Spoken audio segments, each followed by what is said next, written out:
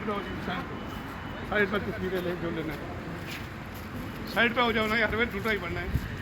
शहरियार भाई बताएं कि ये आपके पीछे क्यों पड़े हुए हैं, बाकी लोग तो बाहर आ गए हैं। अल्लाह मेरे मुल्क को सलामत रखे, अल्लाह पाकिस्तान को क़यामत सलामत रखे, पाकिस्तान जिंदाबाद। और जो नसीब में आए वो होगा इंशाअल्लाह। अल्लाह से राज़ी, अल्लाह हमसे राज़ी है।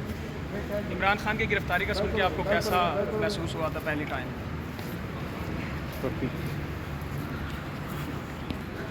मैडम क्या कहती हैं, क्या वजह है गिरफ्तारी की?